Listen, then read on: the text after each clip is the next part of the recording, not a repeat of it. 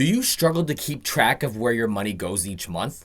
I have nothing! It's all gone! Do you need to better manage your finances but don't know where to start? I have no clue. In this video, we'll break down everything you need to know about budgeting. From creating a budget to tracking it effectively and how to find the right budget for you. If you're looking to save more, pay off debt, or simply take control of your spending, make sure you watch this video till the end. By the time you finish, you'll have a solid plan to take charge of your money and work towards financial freedom. Who needs a budget? Everyone can benefit from a budget, but it's especially important for people living paycheck to paycheck, whether a high income earner or a low income earner, for growing families, the self-employed, and anyone with financial goals. In order to have more success with financial goals, you'll need a budget to know how much you can allocate towards those goals. And if you want to invest, you'll need financial goals to help you decide on investments. So once again, you'll need a budget. What are the benefits of a budget? Budgets help you achieve financial goals faster. Whether it's home ownership, paying off debt,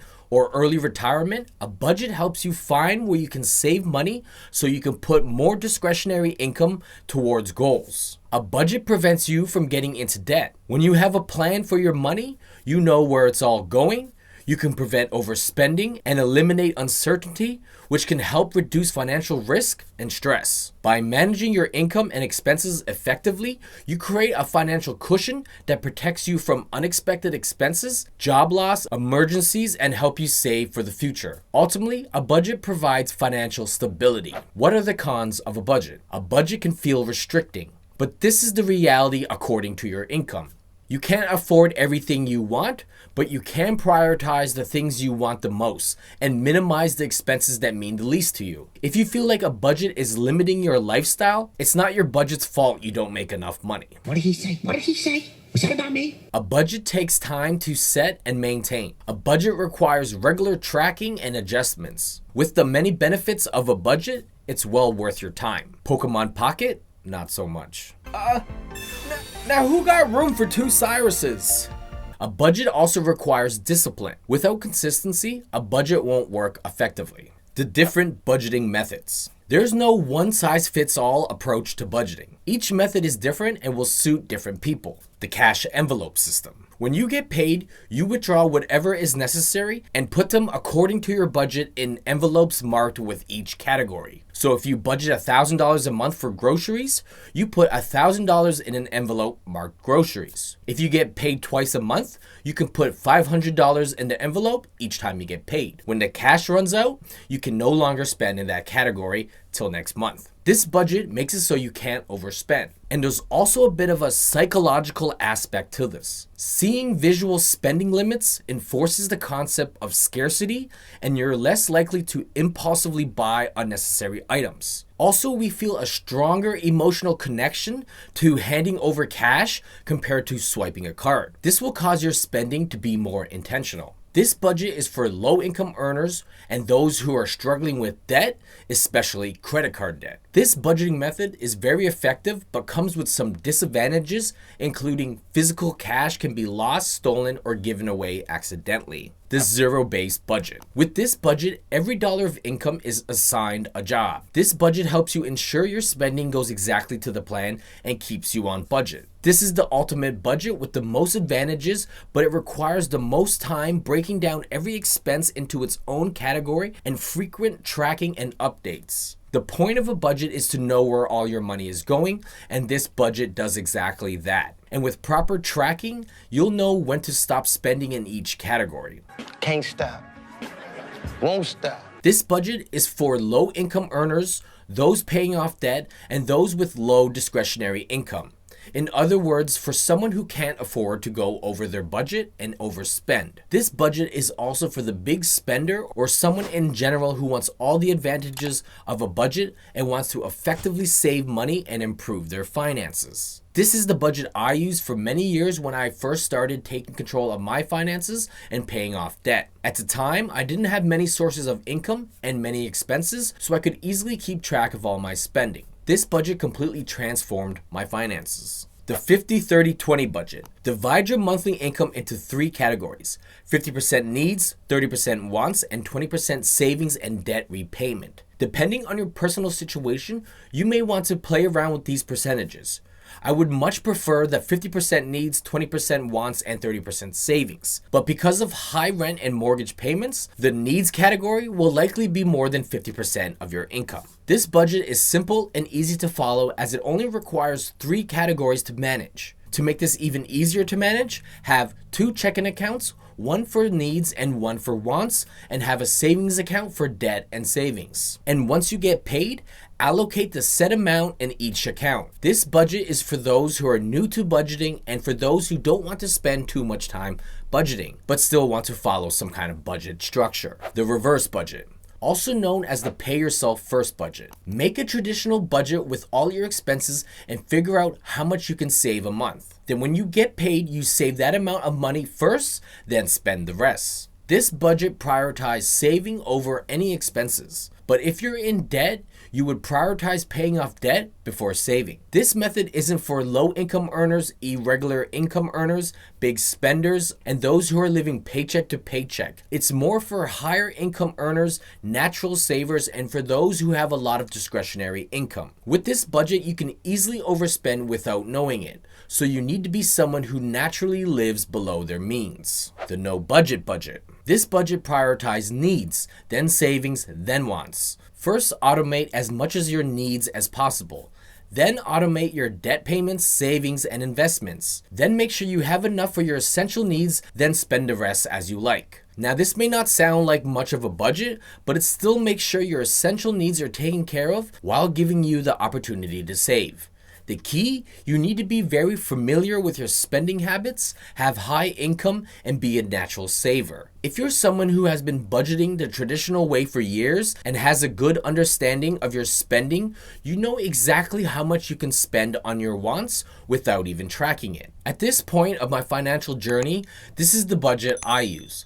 I prioritize my needs, automatically put money away for savings, spend my wants, and still have money left over for additional savings. Now, I still have a written budget that tells me how much I can usually spend in each category. I just don't need to track every dollar throughout the month. You see, I have irregular monthly income, so I spend based on my lowest estimated monthly income. This allows me to save a lot when I make those higher income months. This budget is not for low income earners, individuals struggling with debt, and anyone who doesn't know how to live below their means. How to track a budget. Tracking your budget ensures you stay on course. The first way to track your budget is the tried and true method of pen and paper. Get yourself a little notepad and write down every income and expense. Keep it in your pocket and keep all your receipts. The simplicity and manual aspect of this tracking method keeps you engaged with your spending habits, making you more mindful of where your money goes. The next way to track your budget is manually entering transactions into spreadsheets. Your main options are Excel or Google Sheets. You can find free templates to use online or create your own. Using spreadsheets may take longer to set up, but you can easily total up expenses, automatically create charts, and see valuable insights. The next way to track your budget is with budgeting apps. You have your paid apps like YNAB, Monarch, or Pocketsmith. Although you need to pay for a subscription, it makes tracking your budget automatic so you can minimize time with your budget while maximizing the benefits. Then you have the free apps or free versions you can find in the App Store like Good Budget, Easy Finance, or Spending Tracker. You may be limited with features like bank syncing, but it's the best price of all. And lastly, you have budgeting apps built into your banking app. RBC has KnowMe Insights, TD has MySpend, Scotia has Smart Money, Tangerine Left to Spend, and Koho. Using your banking app can be the most cost efficient and less headache. How to make a budget. The first step is to calculate your monthly income. So your 9-to-5 job, tips, your commissions, part-time work, side hustles, small businesses, rental income, government benefits, royalties, or other passive income sources like interest earned. If you have a fixed monthly income, then great. It will be the same every month. But if you have irregular income, you'll need to go through previous months of income and base your budget on the lowest income month. Unless it's just an odd month and is usually never that low. Either way, it's best to underestimate your monthly income. This monthly income is what you're going to base your budget on. Step 2, list your expenses. Start with your fixed expenses, meaning the ones that are the same amount every month. This would be your mortgage, rent, condo fees, house insurance, renter's insurance, car insurance, medical and dental insurance, life insurance, pet insurance, internet, phone and TV, mobile plans, home security, streaming services, gym memberships, subscriptions, bank monthly fees, and so on. Now list your variable cost needs. To find out how much you should budget for them, you'll need to go back to previous bank statements. Go back at least 3 months, but for more accuracy, go back as much as 12 months. Now take how much you spend a month and divide it by how many months you went back. This will be the average you spend each month. Your variable cost needs will be things like gas for transportation, electricity, gas or oil for heating, water and sewer bills, groceries, prescription medication, childcare, school expenses, pet food, necessary clothing, shoes, haircuts, cleaning supplies and toiletries, beauty and skincare, business expenses, and so on. Your variable cost wants or non-essentials will be things like fast food, restaurants, entertainment, drugs and alcohol, hobbies, video games, toys, gadgets and tools, excessive clothing, shoes or accessories,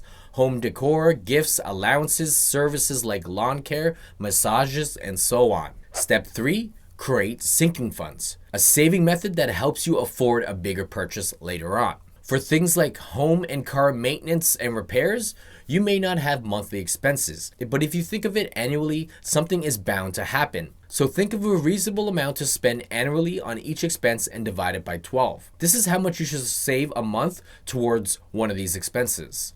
It's best to keep sinking funds separate in other accounts. If you have a lot of sinking funds, you may keep them all in one account separate from your daily spending account. Other categories or goals you may want to put in sinking funds include property taxes, income taxes, Christmas, vacations, or purchasing a new old vehicle. Sinking funds can be included in the savings section of your budget. Step 4, create a list of smaller annual expenses. This includes things like holidays, birthdays, credit card annual fees, Costco memberships, computer software, annual fee subscriptions, vehicle registration, annual licenses, and expenses that are longer than annual, like driver's license renewal and passport renewal. You will keep this list separate from your monthly budget, but refer to it when making your monthly budget and add the necessary expenses. Step 5, list your debts. Before you can go all out on your savings, you will need to list and prioritize your debts. This will include credit card debt, student loans, personal loans, buy now, pay later plans, line of credits, overdue bills and collections, and so on. Do not include your mortgage or car payment here. You want to pay at least minimum payments for all your debts and may want to add additional funds to the highest interest debts. Step 6, figure out how much you can allocate towards debts and savings. Get your expected monthly income and subtract your expected expenses. What you're left with is for debt and savings. If you don't have enough to cover your debt payments, you're likely spending more than you make, which means your debt is increasing. If you do have enough to cover your debt payments, whatever money is left over is discretionary income, meaning you can spend it however you like. So this can go towards savings or increasing your debt payments. Now let's say you have no debt payments. Then all your discretionary income can go towards savings. Step 7, create financial goals. If you have high interest debt like credit card debt, paying this off should be your number one goal. Next would be to save for a starter emergency fund of $2,000. Once you complete these 2 goals, you can either focus on paying off the rest of your debt, not including your mortgage, or can focus on building your emergency fund for 3 to 6 months of living expenses, or a combination of them both. These would be the most financially responsible goals to complete first. Then you can create yourself some fun financial goals like a new car or a vacation, and or create longer term goals like saving for a down payment on a house, retirement, or your children's education. These longer term goals will involve investing, so that's why it's important to pay off your debt and have a fully funded emergency fund first. If you want to learn more about financial goals, check out the video up here or look for the link in the video description below. Step 8, choose a budgeting method. Based on how much work you want to put into a budget, how much time you have for a budget, your income level, your debt level, your spending habits, and how effective you want your budget to be. Step 9. Put in your income, your expenses,